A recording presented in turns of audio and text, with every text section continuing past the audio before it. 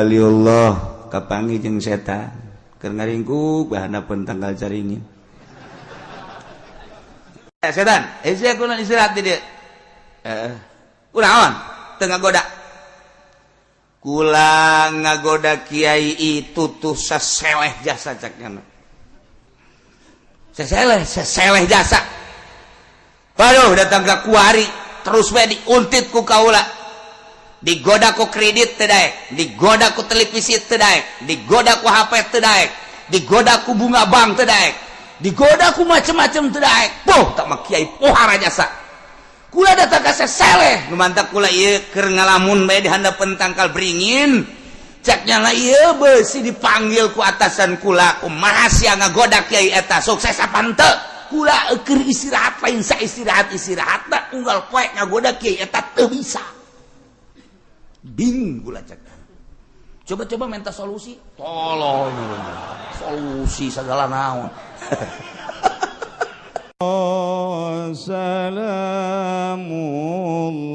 Gusti Allah dina ayat ieu rek nyaritakeun sakelumit tentang kisah Kangjeng Nabi Lut alaihi.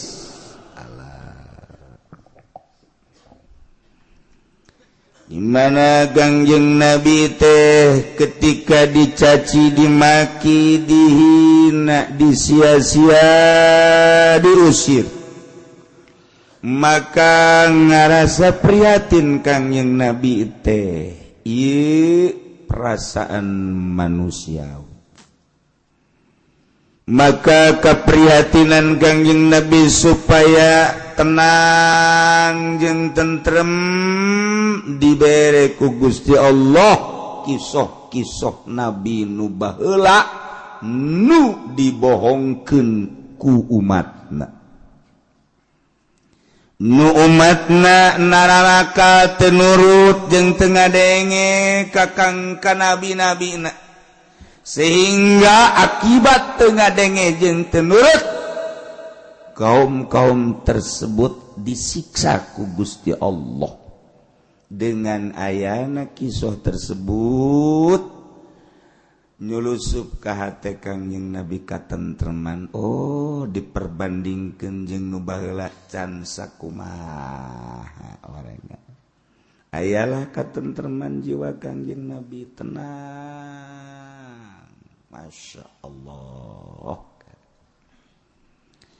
Setelah Gusti Allah nyaritakeun kisah tentang Kangjeng Nabi Ibrahim, tentang Kangjeng Nabi Saleh, Kangjeng Nabi Hud, kuari dek nyaritakeun tentang Kangjeng Nabi Lut alaihi salam, kumaha nyana di kaumna. Baheula teh aya Kangjeng Nabi Ibrahim. Kangjeng Nabi Ibrahim eta boga alo ngaranna Lut. Jadi Kangjeng Nabi Ibrahim teh jeung Kangjeng Nabi Lut dulur lantaran Kangjeng Nabi Lut ieu adalah anak adi bapana Kangjeng Nabi Ibrahim. Lahir sarua di negara Babilonia, Irak. Kangjeng Nabi Ibrahim lahir di Irak, di Babil. Kitu kene Kangjeng Nabi Lut lahir di Babil, Irak. Begitu gede umur bebelasan tahun, instruksi Gusti Allah, wahai Ibrahim, wahai Lut, coba maneh pindah ka negeri Syam. Parindahlah nyana duaan. Jadi sazaman Kangjeng Nabi Ibrahim jeung Kangjeng Nabi Lut sazaman, dulur alok. Bahkan Kangjeng Nabi Ibrahim nikah ka Siti Sarah teh adik Kangjeng Nabi Lut.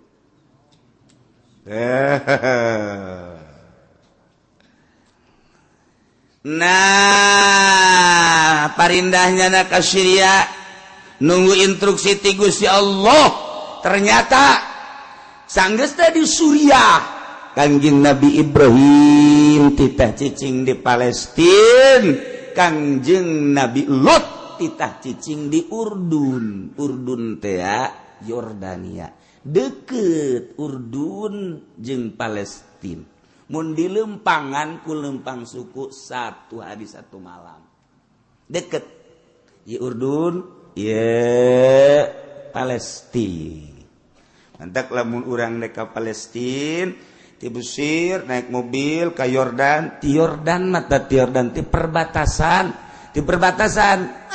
tinggal sabaraha jam kadinya, sajam 2 jam masuk Palestina deket. Didinya lah Kangjeng Nabi Ibrahim di Palestina, Kangjeng Nabi Lut di Urdun, Yordania. Kebenaran di negara Urdun teh tepatna di Sodom atau Sadum, baheulana Sadum belah dia nak diganti Sodom. Eta teh kota. Kebelah barat ka ditu kota deui. Eta teh sekitar bangsa 60 kilometer aya kota deui ngaranna Rom. Kabelah selatan kaditu ngaranna Amur kota keneh. Kabelah dia ka utara ngan kabelah dia ka kitu nan ngaranna timur nah eta aya kota deui ngaranna kota Mu'tafik. 4 kota paling besar kota Sodom. Di kota-kota nu lain mah tadi aya 100.000 mukotil tentara nah di kota nulain 100.000 lamun tilu berarti 300.000 di kota Sodom mah di dia mencapai karena 400.000. Geus loba horeng eta jelema harita. Sebab naon nu mantak loba? Sebab nu mantak loba sakali ngalahirkeun 4. Tilu ngalahirkeun teh 2. Jadi lamun ngalahirkeun hiji teh disengserikeun ku tetangga. Ngalahirkeun hiji angel kaloba cek nya teh. Ya memang turunan kotok rintik begitu. Tere loba. Lebatak di zaman Kangjeng Nabi Adam maju tere loba teh 2, 3, 4 ngalahirkeun teh. Geus kos kitu bae tah mah urusan Gusti Allah Subhanahu wa taala. Urdun. Kunaon kumaha eta di negara Yordan teh? Suburna kabina-bina. Subur teh lain susuburan, subur pohara jasa. Lamun melaksamangka teu kudu hese-hese jeung teu kudu dipupuk. Jaradi jadi samangkana teu bisa katangkeun. Gede-gedena samangka. Lamun melak buah korma tek korma wow buahna sagede hulu korma di dahar kurang sabelah geus mabok kurang mah buah tin buah zaitun suburna luar biasa nya kitu kene bangsa jeruk apel termasuk kana bubuahan teh subur negara Yordan. Urang kamari ge ka ditu ke ka Yordan teh masyaallah lamun urang neuleuh di Cipanas susah kitu luar biasana eta palawija begitu urang datang ka Yordan neuleuh di Cipanas teh nanaonan sebab lo di Cipanas wortel paling ge sagede jempol suku barang datang ka Yordan wortel sok pada kieu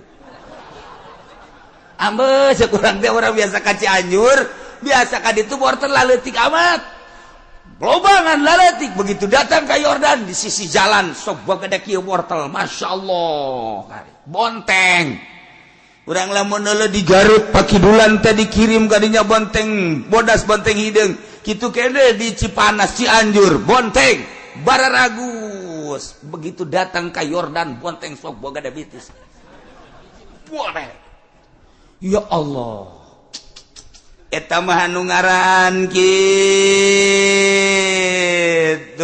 non karena nusak di pertelan gitu teh nu bulet nusak di sayur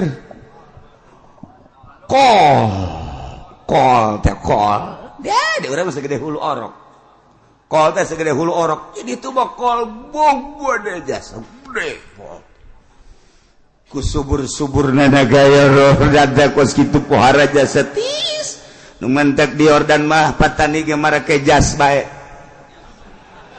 sugan teh mah gaya tiris ngangon embe make jas ngangon onta make jas atuh tukang ngabenerkeun listrik bae sugan kula mah pagawe horenganan PLN make jas wow sakali pake dua kali pake dijual punyana jasna kirim ke Indonesia dibelian tukang melina ge murah 100.000 200.000 kancing dua hiji urut gangon embe di ditu dibeli kurang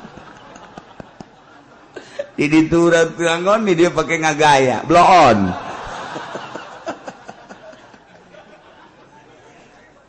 kos gitulah di negara batur mah tiris dari lalagaan munker usim tiris tilu usimna teh di ditu teh mantak paruti jelemana karasep garelis sebab sejuk negara Yordan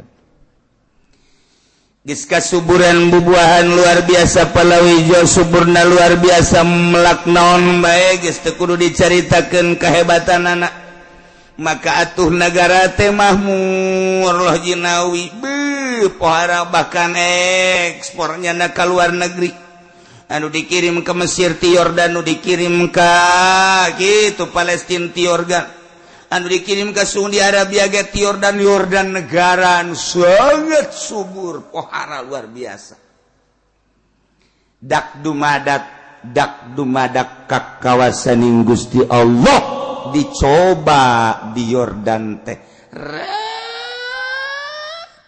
pepelakan jadi majadingan teu buah samangkan nu sakitu biasana buahna gede ieu mah pentilan gente buah nu sabiasana rentul teu hese-hese ku ari mah kembangan gente tin jeung zaitun nu biasana baruahan ku ari henteu diopenan ku manehanna berbagai cara kol segala wortel segala palawijo nu lain-lain ge geus teu baekeun baruahan gambrung kaget masyarakat di Sodom zaman harita ko ieu palawija jadi koski di dia teh mulai jelema teh kapan lantaran eueuh jualeun eueuh dahareun mulai maraling anu aya di mana di paling aya di mana di paling naon bae asal dijadikeun duit ku ari lain babalik ka Gusti Allah geus teu main Allah-Allahan ku ari mah nu penting mah beuteung lantaran ieu teh paila ku Gusti Allah dibere bahkan ku ari beuki mantep pailana lain sakadar bubuahan jajadian ge teu jadi lantaran hujan-hujan garing di Yordan teh pohara kalut lamun geus dibere perekonomian palawija geus teh jalan boro-boro cara di Yordan di Indonesia bage dahareun mah loba keneh duit simpenan loba keneh tapi geus dianggap ieu ku ari geus tiara pengusaha teh lantaran can boga rencana negara teh bakal dikumahakeun sistem perekonomian di Indonesia pakar ekonomi henteu ngucapkeun rencana anu dijadikeun ditetegkeun ku Presiden Jokowi dalam rangka untuk membuka usaha pakar politikna pakar perekonomianana teu jalan sedangkan investor nu aya di urang teh make duit negara bang kelipatanana bunga sebulan 2 bulan 3 bulan nah lamun 3 bulan kaharep can jelas gulung tikar bakal dihandap papan teh nyaho bae menta cai bae ka kiai Waalaikumsalam naon ya doakeun cenah kieu gula ieu supaya bisa digawe. Cak teh gawe di mana begitu nagari baralik. Da rakyat teh nyaona naon. Aduh cenah kieu kunaon ieu kula dioper cenah digawe ti dieu ka ditu ka nu ditu ka dieu cenah eta teh perekonomian can jalan supaya aya gawe nyana. Geus dia digaji mah moal geus ka ditu bae arindut ka nu ditu ka dieu ka ditu. Cuma ti tajong pelos cenah. Teu jelas. Kakaraksa kieu dahareun maloba keneh. Duit simpenan di bupati mungkin masih keneh puluhan juta ratus juta dolar. Lamun sakelas bupati bae nyimpen dolar nu sakitu lobana encan gubernur encan menteri. Bohong kadik bupati teh nyimpen dolar. Bohong gajen ku kumaha ge sebab dikorek kamari ieu gubernur atut bae ge sabaraha simpenanana. Wawan bae ge nu teu jadi gubernur sabaraha simpenanana. Mobil mewahna bae ge anu ku urang henteu kabeuli jeung urang mah moal meuli nya teu kabeuli ambalaya eta kakaraknyana saurang mangganing di Indonesia model kos kitu emang saurang ambalaya ngan kasusna bae can diangkat lain lalagan kabeh bupati teh eta teh jutaan nyimpen puluh ratus juta jak dikamanakeun ieu mandeg perekonomian teh. Nah loba keneh tapi rakyat makan kuari teu bisa disalahkeun maling lah jang beuteung nyana dituntut ke keluargana boga anak boga pemajikan digawe henteu ge hese lapangan kerja henteu aya pabrik nyana dikaluarkeun dagang teu mararaju da kumaha maling ieu kuari pamalingan di Indonesia meningkat da luar biasa pamarentah geus teu bisa nyaritakeun maling sebab nyana ge maling malah nyana ngomong ke pemalingan sia tuh lorosa teuing malingna ai maling mah maling bae geus aing maling ceuk nyana negara pemalingan di negara urang ya baheula di Yordan teh seperti kos karitu pamimpin di negara tersebut teu jelas sebab saat eta encan aya anu dikolotkeun geus gapilah kapilah bae harita teh nu loba teh rombongan ieu itu pamimpinna rombongan ieu itu pamimpinna kopilah kepala kopilah musyawarah dengan kepailaan di negara urang coba urang nyieun aturan kumaha ieu lantaran di negara urang teh kuari ieu geus paila aya ge kiriman ti negara luar kok di negara luar bisa ngirim ka urang sementara biasana negara urang ngirim ka batur kuari urang dikirim teu etis cek kepala kopilah teu etis we kajian kumaha urang nyeun aturan kumaha nyeun aturanana nah setiap negara luar asup ka negara urang gorib garana tamu nyana maka dipersilakan untuk ngirim barang cuman dengan syarat nyana kudu nonggeng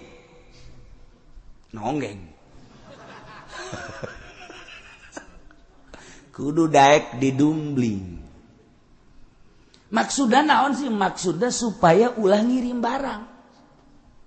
Jadi disingsieunan silakan kamu kirim ke negara kami asal kamu mau didumbling. Sakira kok kitu amat yen aturan aja segede kitu bae man. Di can hayang tadi nama can hayang dudumblingan gitu teh sakaran nyeun aturan supaya negara-negara luar teh ya ulah ngirim ka dieu disingsieunan ku ketua-ketua ku kepala-kepala kira.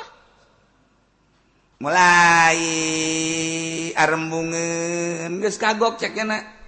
Geus kagok negara urang teh kuari mah negara paila ulah aya kiriman ti nu sejen lamun aya silakan cuman nyana kudu rek didumbling atuh kan arembung embung atuh kudu didumbling mah nya cok nyana teh kieu amat sih nyieun aturan di samping didumbling kudu mayar 4 dirham lamun nyana ngirim barang ka Urdun yakni ka Sodom di samping nyanana daek didumbling mayar deui 4 dirham sakali dumbling jadinya di dumlingnya mayar mantep beres eta kudu lagi nu ngadumling nu mayar ayeuna mah eta nu di dumlingna nu kudu mayar atuh sadari di luar nu Mesir teh anu Kuwait teh Dubai teh dan lain-lain sebagainya negara sekitarna arembungin ngirim barang kadinya kajan geus urang mah geus tanggung paila tapi mulai aya jelema kasep umur bebelasan tahun bangsa 15 16 tahunnya kasepna luar biasa nya asal kapangi bae jeung urang Urdun jeung urang Sodom nya selalu ngawer ka dieu ye bawa lain ku sia dumlingnya nya kasepan watuh kasep ditangkep di dumling horenganan nu kasep eta setan ya setan ngarupa jelema mulai supaya resep ngadumling sebab nyieun aturanna kos kitu ya otomatis lantaran ngeunah meureun sakali 2 kali 3 kali atuh setan ge disebar anak-anak buahna ge watuh lain hiji lain 2 setan teh weuy asal geus beres didumling setan terus musyawarah deui di handapan tangkal kayu caringin enak ya geus aya meureun cangkal caringin ti baheula berarti sana ngaroblor kan disebar deui otomatis lantaran geus terbiasa ngadumling di negara luar ge lah jang geus biasa urang dinya mah ngadumling masalah sebab perekonomian teu jalan maka perekonomian supaya jalan masuk siap dumling ya otomatis didumling jadi kuari majelema teh geus lain hayang ka awewe hayang na ka lalaki teu meunang manggil nu kasep lalaki langsung dibawa bae ka kamar terus ditonggengkeun ceces bloon eta teh urang Urdun teh kabeukina ngadumling lah awewe mah geus ngorosotkeun calana ge kunyana dijebiat teu hayang aing kos kitu mah tapi awewe ge lamun tukangna mah los daekeun nya ge jadi awewe ge didumling sarua bae lain ngan embung nu hareup hayangna nu tukang bae blon ya itu kunaon hayang nu tukang gitu dibere nu hareup cak awewe teh ieu nu hareup embo memang nu tukang mah tukang jadi ngadumling teh ka lalaki ka awewe ka lalaki ka awewe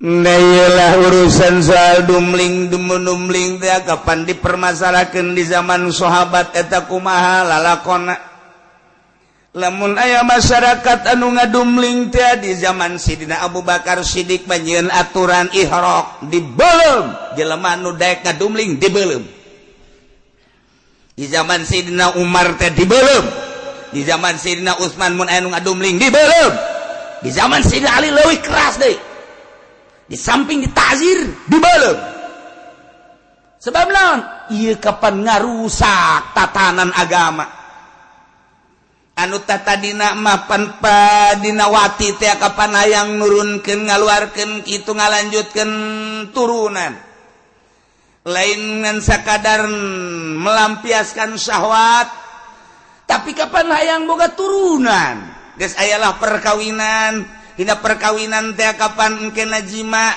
dina jima ngahasilkeun turunan dina turunan eta kapan kudu dibiayaannya pamajikan dibiayaannya anak kudu dibiayaan maka orang-orang Urdun berpikiran boga pamajikan mah boga anak kudu dibiayaan ngadumling mah teu kudu dibiayaan sebab teu boga anak berarti geus rusak luar biasa maka di zaman sahabat dibeuleuh menghancur agama lamun di zaman urang kuari ngadenge baheula tuntutan di Perancis homoseksual teh kapan kudu dilegalkeun di negara nuntut ke PBB kemudian PBB ge ngarasa kebingungan lantaran nu dibahas lain make Quran lain make kitab samawi make kitab ham otomatis sakajasi manusia dibahas geus pada ngabogaan hak maka jelema anu resep ka lalaki sarua boga hak dilegalkeun di Perancis kawin karena di Perancis legal geus loba berarti Itali nomor kedua. Di Itali di Mowai eta teh kapan hayang dilegalkeun. Negara Itali nu dianggap suci aya Roma, tapi aya sebuah negara, sebuah kota ngaranna Mowai di dinya teh hayang dilegalkeun lantaran geus loba jasa anu homoseksual. Nuntut ke PBB legalkeun. Jerman nuntut ke PBB dilegalkan, akhirnya secara dunia dilegalkan lalaki kawin ka lalaki. Gemal boga turunan mah tah mangsa kada susukaan doang matak dibeleum ge ku Sina Abu Bakar Siddiq mah. Masuklah ke Indonesia kuari loba jasa di Indonesia no homoseksual. Aya perkumpulan homo di Indonesia. Jakarta geus puguh, Bandung geus puguh, Surabaya geus puguh, di Tangerang ge geus aya perkumpulan homosek. Geus mulai aya aba-aba dek datang ke DPR minta dilegalkeun sarua jeung seperti di luar-luar negeri. Dek kumaha coba pemerintahan urang lamun ngabahas make HAM moal beda jeung Jerman, Prancis, Itali, Amerika. Coba hayang neuleuh jeung hayang ngadenge coba DPR di urang. Hayang kos kumaha coba nyana. Dek kumaha coba lalakuanana. Geus lain nyaritakeun kudu dihad atau kudu diranjam, nyaritakeun soal legal jeung ilegalna. Acak-acakan selama pemerintahanana model kos kieu henteu make aturan Al-Qur'anul Karim, moal beres aya masalahna naon ge. Masalah jilbab bae ge ku heseueun jasa. Jilbab bae ge ku heseueun, sapira jilbab atuh. Tetapi kan teu beres-beres. Kunaon eta? Barodo. Coba nya namun ngaji ka Cilongok ka dieu. Beres geus kabahas kabeh. Bocenah Kiai Uci so amat. Emang aing sakampung sok-sok. Ai ka model kosia mah kitu aing ge sok bae lah. Sia barodo-barodo teuing atuh. Mantak naon? Hayu atuh jeung mayoritas Islam di urang mah. Masalah jilbab bae ge sakitu hesena, komo masalah homo. Mal kabahas ku jadi patali-patalikeun jeung urusan kemanusiaan, hak ajasi manusia. Ujung-ujungna mal beda jeung di Perancis, Jerman, Itali. Ya Allah ya Rabbi, nu dihadapi ku urang berbagai permasalahan anu kompleks, di antarana model kos karari itu kono ngabahas di DPR puluh ya play amat sih. Lain kiaian kapan di DPR ge ambalayah kiai. Islam lulu kapan lah Kristen masa etik, tetapi kunaon sih teu bisa ngabahas. Kunaon eta? Lantaran nu di deuleu lain akhirat, nu di deuleu lain syariat, nu di deuleu lain agama, nu di deuleu aja sebuah kekersekan. Iya, nu di deuleu teu saha. Nah, kuari jarita di Yordan seperti itu ambalaya, kuari mah hampir mayoritas homoseksual. Atuh jelema teh teu meunang aya nu kasep, asal aya nu kasep diporosotkeun calanana titah nonggeng blon. Naon bedana atuh jeung kuda, naon bedana jeung kebo lantaran teu ngaharepkeun boga anak, sebab lamun boga anak macaknya na ieu teh napakaheun.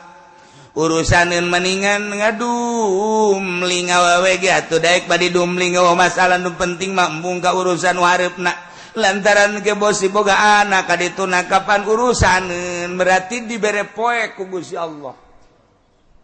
Poek pemikiran teh poek, maka Allah ngutus seorang nabi nungaran Lut maneh cicing di Urdun, luruskeun eta akhlak, luruskeun eta moral bangsa Urdun.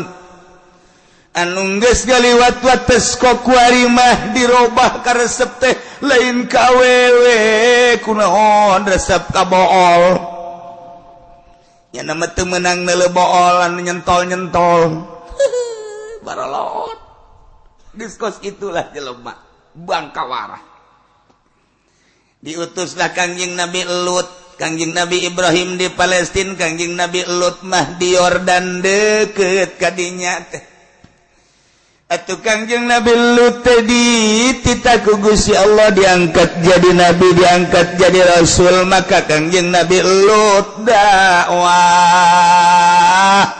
nitah ulah boga kalakuan model kos kitu. Kangjeng Nabi Lut langsung ngomong ka kaum, wahai kaum Urdun, di mana bae ayana ieu coba urang buka mata hate, urang boga kalakuan teh beda jeung nu baraheula. Zaman bapa urang, zaman aki urang, uyut urang mah wajar-wajar bae ai lalaki mah hayang ka awewe. Kunaon saat ieu di mana bae kok resepna kabool. Cek Kangjeng Nabi Lut itu kira-kira tuh. Bahkan Kangjeng Nabi Lut dakwah kitu ge geus diincer bae Lut urang bool yu. Beres. Itu beres ya umat. Waduh jadi ancaman Lut. Cek lain sial kudu kumaha ieu. Tapi Kangjeng Nabi Lut bahkan nabi rasul maksumnya nama tetap dijaga. Secara mata kasat bapan teka deuleu penjagaanana, tapi secara gaibah kapan aya malaikat. Tenang Kangjeng Nabi Lut. Ngan eta mah ancaman bae. Ulah bae aing cek Nabi. Nya geus rada ngageter-geter tetep Lut ge. Ieu mun ka aing pan berapa ieu? Mangani Kangjeng Nabi Lut kasep. Dedeg pangadeg Kangjeng Nabi Lut mah jangkung, irungna mancung, matana burelek, kemudian aya cambangan ka dieu, aya janggotan ka dieu. Terus kulitna putih Kangjeng Nabi Lut mah. Bibirna semurada gede seetik hartina bagus lamun seri teh. Setiap jelema anu neuleuh ka Kangjeng Nabi Lut tertarik. Waduh, sedangkeun Kangjeng Nabi Lut ngalarang dudumlingan model kos. Ngomong ka kaumna atatunal fahisata ma sabaqakum biha min ahadin minal alamin. Cek Kangjeng Nabi Lut atatunal fahisata, wahai masyarakat, apakah maraneh ieu ngalaksanakeun dubur-dubur rijal ya ada dumling-dumlingan nanaonan ieu. Maka jeung ngalaksanakeun dumling kieu masabaqakum biha min ahadin, nu teu pernah baheula mah, teu pernah aya ti heula mah. Eueun nu miheulaan saurang ge ti alam boh manusia boh jin anu ngebon humakeun dudumlingan kieu kakarak ayeuna teh Kangjeng Nabi Lut. Nanaonan ieu? Ta innakum latatunar rijala syahwatan. Anatah aranjeun kabeh teh ieu ngalaksanakeun ka lalaki teh ieu karena syahwat duna min dunin nisa. Kunaon teh ka awewe? Awewe ambalayah nu kos kumaha bae ge loba. Nu gede aya, nu seneng aya, nu leutik aya, nu gede aya, nu pendek, nu jangkung aya. Kunaon ieu syahwat dirobah ku dan ka lalaki? Coba cek Kangjeng Nabi Lut, kula diutus ku Gusti Allah jadi nabi, kula diutus ku Gusti Allah jadi rasul, kita nyelesaikeun urusan moral bangsa. Ieu hiji bae ieu, heulanan ulah dumling. Nanaonan ieu? Bal antum qaumum musrifun.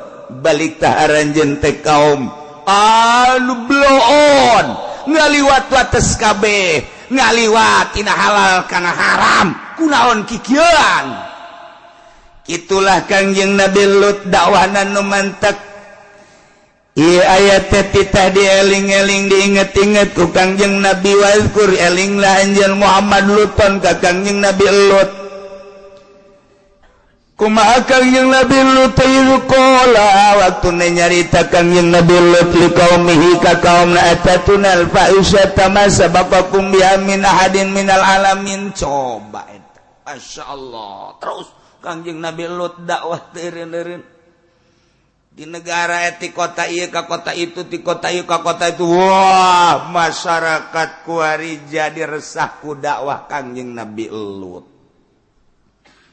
Ketua-ketua kopilah, pemimpin-pemimpin kopilah ngayakeun musyawarah deui.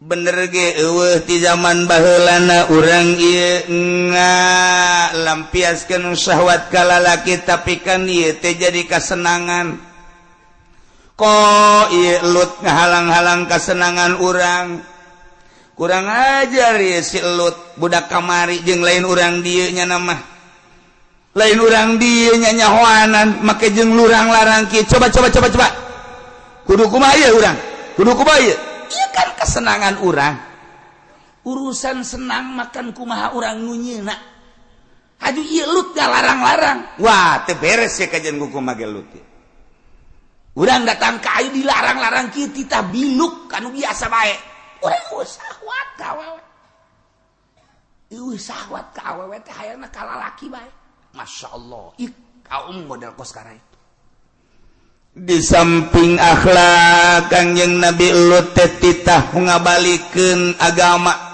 nu saat eta agamana teh agama kafir agama musyrik lantaran nyembahna nyana ka patung Kangjeng Nabi Lut teh ngabilukeun agama supaya nyembah ka Gusti Allah alladzi khalaqas samawati wal ard di samping nitah ibadah ka Gusti Allah ieu Allah nyeun aturan ulah ngadumling eta teu daraekeun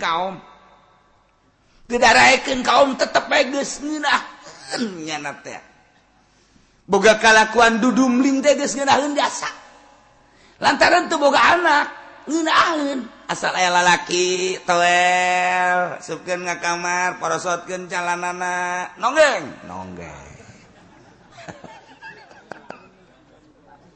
aduh ieu kaum bisa jadi kos kieu Lubanta Kangjeng Nabi pernah nyarita inna akhwafa ma akhwafu ala ummati amalu qaumilut saijana pang dipake karempan anu ku kaula dipake karempan terhadap ku umat kaula ieu pagawean kaum Kangjeng Nabi Lut rempan jasa moal pati-pati Kangjeng Nabi nyarita kitu lamun encan katropong ku batin Kangjeng Nabi berarti batin Kangjeng Nabi geus neropong di akhir zaman bakalna terjadi umat urang ge umat kaula loba anu kos Kangjeng Nabi Lut kos umat Kangjeng Nabi Lut masyaallah Dumantakala Muhammad bin Sirin laisa syai'un minad dawabi amalu amala qaumil Lut ilal khinzira wal himar ente perhatikeun coba ge di berbagai negara teu aya hewan-hewan anu mamana ge anu boga kalakuan okos kaum Kangjeng Nabi Lut kecuali dua hiji babi nomor kadua himar urang lamun neuleuh kuda jalangan tetep bae lain kana duburna tetep kana parantina lamun nyeleuh kebo jalangan tetep bae lain kana boolna tetep bae kana parantina urang neuleuh embe ge ka jentingnya na jalan tukang tetep kana parantina kotok ge kotok sarua bae kotok emang aya naonan kotok mah dua tah hiji liangna nanya setelah diteliti jangan mah hiji liangna eta keneh ngan kakawasan Allah meureun paranti endog mah paranti endog paranti tai mah paranti tai urang teu nyaho tah urusanna sebab naon nyahona kieu lamun aya kotok kok tewak cek ibu urang bae tewak aja colok coba geus endogan teu colok urang aya berarti terendogan budak kuari mah nyawon kos kitu mah colok urang panas eta curug urang panas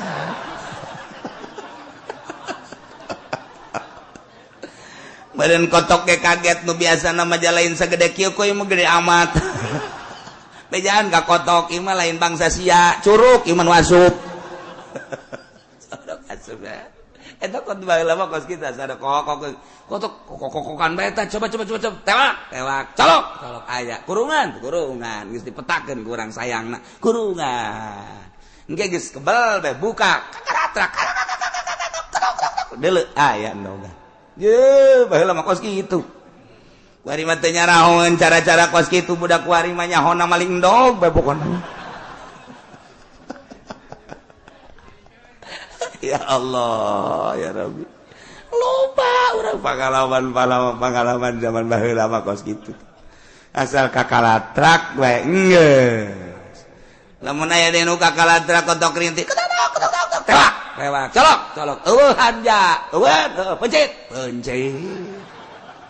kakaladrak bae ndogan teu naon teu pencit mentak urang keur leutik mah ngadoa sing kakaladrak sia urang teu pencit pasti aju zaman hese pan baheula mah bepencit teh terus bae diolahkeun terus digoreng dipasi-pasi pan ku kolot teh hebat eta kolot baheula mah terus anu wani da teh geus digoreng ge ke waya dahar bae urang karumpul tajang sia jangjang tajang sia ceker tajang sia itu bajang emak jeung abah amo budak bu pohara teu adil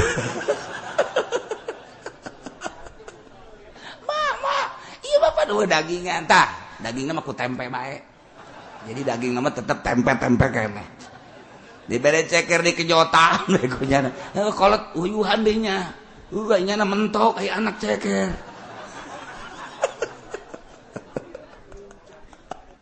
eta dibabagi baheula mah naon eta lain masalah nanaona ieu anak nurut jasa ka kolot sehingga teu wani diturub saji aya hidangan-hidangan lamun encan dibagi ku kolot teu wani berarti kan hebat jasa teh akhlak kabari ieu masyaallah hebat jasa urang dahar kadinya bebeja heula mah itu aya daging kotok heuh teh jangan basia haji kula keke mangabagi dibagi kumaha nurut jasa zaman kamari ieu ya Allah kuari buka turun saji set beres bapak rajeng mana ieu saung geus dahar hehe sianya heeh padi dibiarkeun kabeh irah deui mah atuh geus teu bisa mangko kumaha tungtuna kompetisi kolot jeung anak asal geus aya turun saji bapana ti heula beak anak nanti lah beak anak jeung bapak kompetisi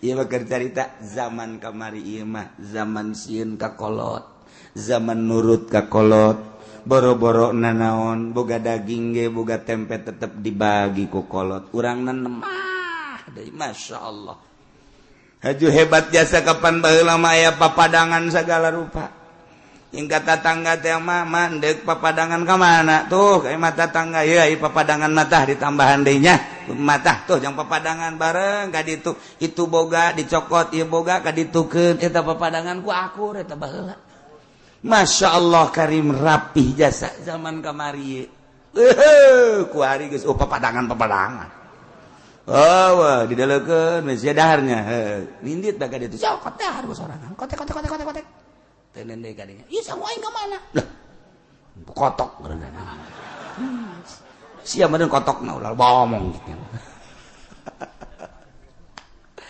nah ieu Kangjeng Nabi Lut terus-terusan dakwahnya na ka kaumna atatunal fahisyata ma sabaqakum biha min ahadin minal alamin dulur kabehan coba pikir kumaraneh kabeh ja urang teu pernah didongeng-dongeng ku kolot urang baheula teh kudu resep ka bool mah kudu ngadumlingan bool mah coba ieu kalakuan teh teu bagus hiji agama Islam nyembah ka Allah ulah kapatu dua akhlak moral ulah boga kalakuan ngadumling innakum latatuna rijal syahwatan kunaon maneh make jeung ngalaksanakeun ka bool lalaki ieu karena syahwat aneh amat syahwat coba awewe atuh min dunin nisa teu daekeun ka awewe bal antum qaumun musrifun kunaon syahwat disalurkeun ka bool lalaki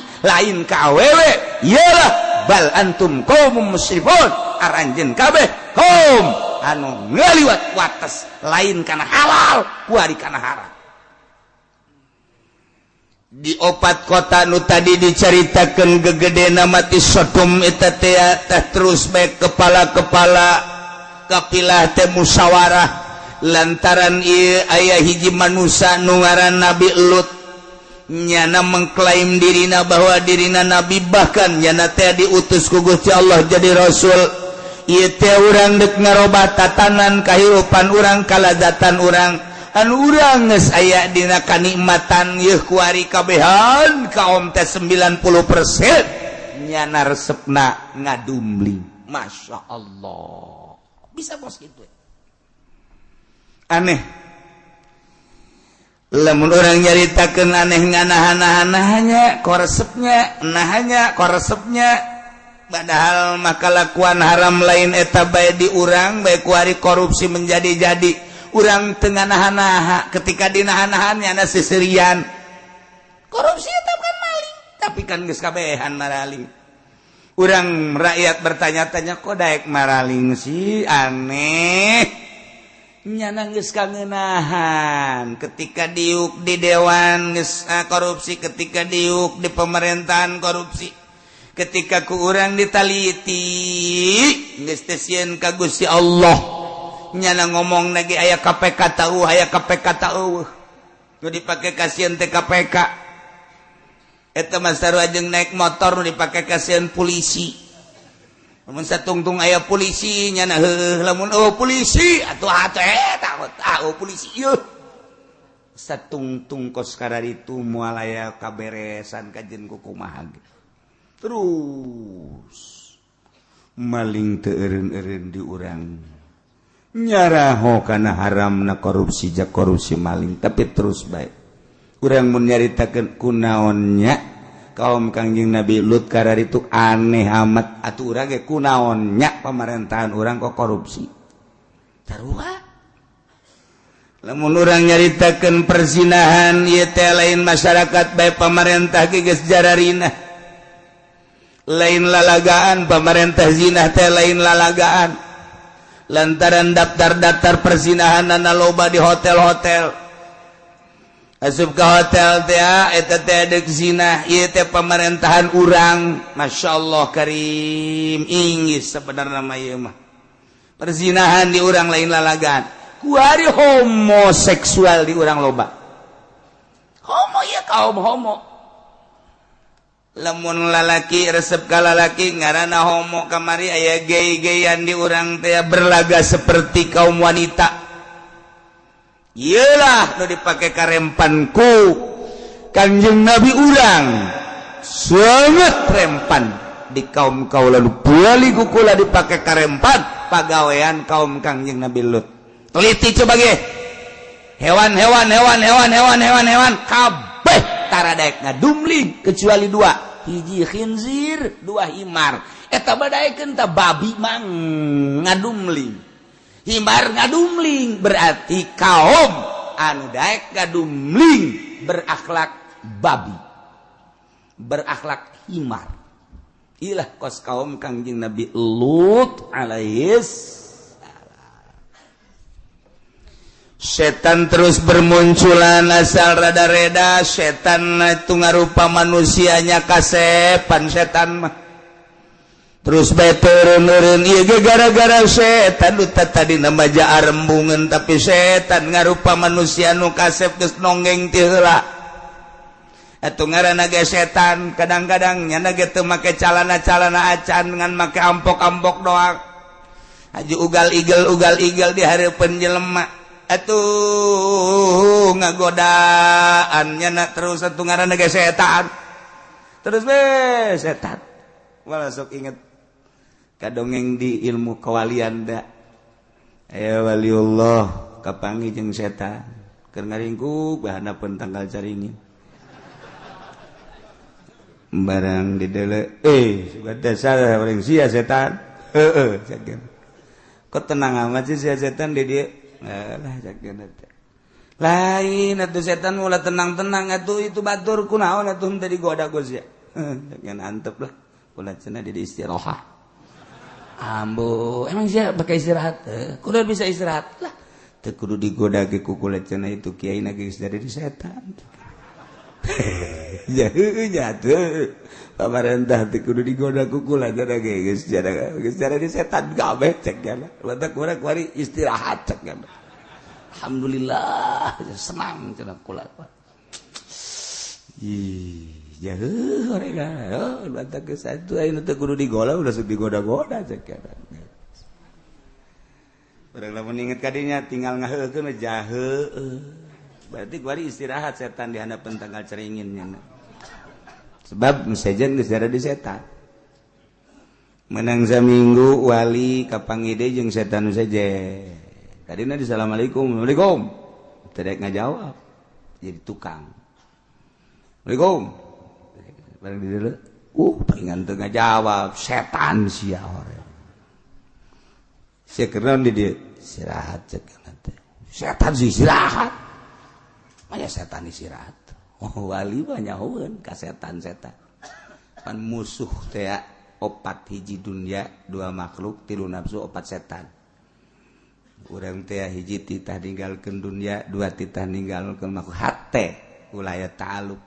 Tilu nafsu ka opat setan. Jadi nyahoeun ya nama ka setan teh. Ya mun kapangijing setan Imam Syafi'i kan pernah nojok setan. Tojok ku Imam Syafi'i, dah buta sia. Sembarangan sia kai. Ceurik setan ngahinging. Tadi itu mabuk sia.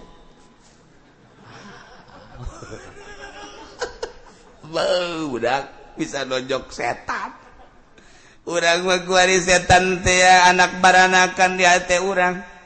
Henteu pernah dikaluarkeun setan di jero hate, malah mah jadi peternakan setan. Di jero hate teh dikembang biakeun geus mah anakan, anakna geus anakan diincu berarti incu geus anakan deui naon tangaranna. Uyut geus loba jasa geus teu bahi di dieu ge pas sedek-sedek cek cenah ieu urang nyeun RSSS. Di jero hate ieu mah aya setan, sia kunaon istirahat di dieu. Kunaon? Tengah goda kula ngagoda kiai itu tuh seseleh jasa caknya seseleh jasa. Waduh datang ke kuari terus we diuntit ku kaula, digoda ku kredit teu daek, digoda ku televisi teu daek, digoda ku HP teu daek, digoda ku bunga bank teu daek, digoda ku macem-macem teu daek. Poh tak mah kiai pohara jasa. Kula datang ka seseleh nu mantap kula ieu keur ngalamun bae di handapeun tangkal beringin. Caknya lah ieu beusi dipanggil ku atasan kula, kumaha sia ngagoda kiai eta sukses apa henteu? Kula keur istirahat lain sa istirahat-istirahatna unggal poe ngagoda kiai eta teu bisa. Bingung kula cak. Coba-coba minta solusi, tolong solusi segala naon. Ai kitu mah anu kiai nu lama bangsa keur magahan ngaji. Aju setan datang, adinya namu tenang-tenang wae ai mah gampang cek na ieu mah lah ku sekupi ge bisa ieu mah. Sekupi bisa, ku mio bisa, ku umroh bisa. Ha, celeutik we kiai kos kieu cekan. Tumadak loba istirahat lantaran haju kiaina jadi setan cekan. Pedagang mah ngomong geus duit ti heula tibatan kiai itu mah nyana nyalib jadi setan geus duit ti heula jemping nyana beuh pohara geus jare setan kabeh. Tah jadi setan istirahat lantaran geus teu kudu digoda, anu ieu mah kapangijing setan lantaran seseleh cenah tuh. Jadi setan geus sarua seseleh panas. Lamun ngagoda kiai eta lamun nyana geus baca ayat kursi panas cekna teu kuat kula. Tapi lamun kiai anu ieu mah nyana maca ayat kursi ge magalah dipagahan ku setan lain kitu, ayat kursi da kurang pas sia mah. Ku setan dipagahan. Jadi lamun dipencet jelema kasurupan dipencet lamun kudu bisaan mah kan kabur ta setan. Tapi lamun kudu teu bisaan mah pencet babacaan aing ge bisa bacaan kos kitu mah. Bismillahirrahmanirrahim la yadurru ma'asmi syai'un fil ardi wala fis sama wa samiul basir. Aing bisa. Muntak urang ulah sapencet-pencet tah izinkan dikitukeun ku setan. Ganti urang bacaan Bismillahirrahmanirrahim. Walau anna Qur'an surat bil jibal wa qurtiya bil anwa kullu ma bil maut bal. Nah, sia. Aduh. Walau anna Qur'an bil jibal wa pencet. Aduh. Teu karasa. Sial da setan. Tiga rasa masuk ke pencet-pencet tak si adek setan lebih hebat mentaknya setan tersieun sebab non babacaan urang nangan di tikoro doang teu datang ke golbu jin mantak urang auzubillahi minasyaitonir rajim kuduna mapan setan indit ya mah setan ngabaturan urang babaturan jeung urang ta eta setan ieu di zaman Kangjeng Nabi Lut setan teh ngabatur jeung masyarakat ngarupa setan ngarupa manusia lamun sepi pasaran setan nararonggeng ya Allah ya Rabbi ketua-ketua kopilah teh ayeuna musyawarah di mana-mana ieu teh kumaha urusan elut ngaganggu karena kestabilan jeung kalazatan kangeunahan hirup urang nu mantap timbul keputusan hasil musyawarah tina para ketua kopilah wa ma kana jawab qaumihi illa an qalu akhrijuhum min qaryatikum innahum unasun yatatahharun aya deui jawaban kaum Kangjeng Nabi Lut illa an qalu kecuali nya ngararomong gas ulah samatkan niaya ieu ulah datang ka ngaganggu kastabilan kangeunahan urang akhrijum usir Lut